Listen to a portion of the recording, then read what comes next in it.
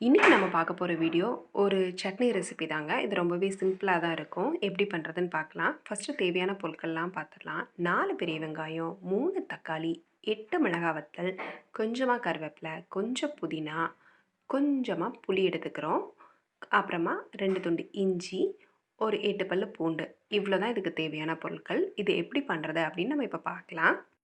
கடையில் சட்னி பண்ணுறது ரொம்பவே ஈஸிங்க. நம்ம பக்கத்துலேயே இருக்கணும்னு அவசியம் இல்ல. ஒரு குக்கர் எடுத்து அதில் 2 டேபிள் ஸ்பூன் எண்ணெய் சேர்த்துக்கோங்க. எண்ணெய் சேர்த்துட்டு அ எண்ணெய் எல்லா இடத்துலயும் படும்படியா குக்கர் லைட்டா சுத்தி விட்டுக்கோங்க.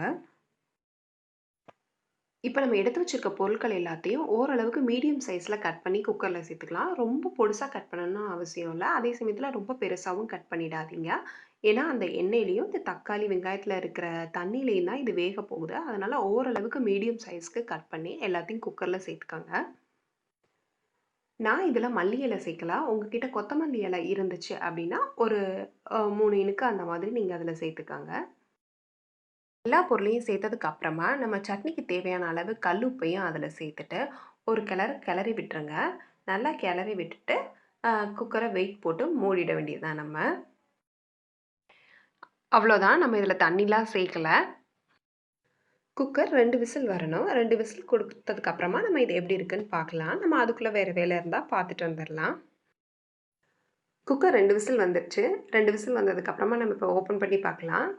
எல்லாமே நல்லா வெந்துருச்சு. பார்த்தீங்களா? நல்லா வெந்துருச்சு இல்லையா? அவ்வளோதான். இத அப்படியே நீங்க ஆற வச்சுருங்க. ஆற வச்சுட்டு நம்ம மிக்ஸி ஜார்ல மாத்திட்டு நல்லா பேஸ்ட்டா அரைச்சுக்கலாம். நான் தண்ணி சேர்க்காம கட்டியா தான் அரைச்சு வச்சிருக்கேன். இப்ப நீங்க இத தண்ணி சேர்க்கனாலும் சேர்த்துக்கலாம். இது தாளிக்காமலே இந்த சட்னி ரொம்ப டேஸ்ட்டா தான் இருக்கும். நீங்க தாளிக்கனாலும் தாளிச்சுக்கலாம். அது உங்க விருப்பம். அவ்வளோதான். நம்மளோட ஈஸியான கார சட்னி ரெடி ஆயிடுச்சு. உங்களுக்கு இந்த வீடியோ பிடிச்சிருந்துச்சுன்னா லைக் பண்ணுங்க. மறக்காம நம்மளோட சேனல சப்ஸ்கிரைப் பண்ணுங்க.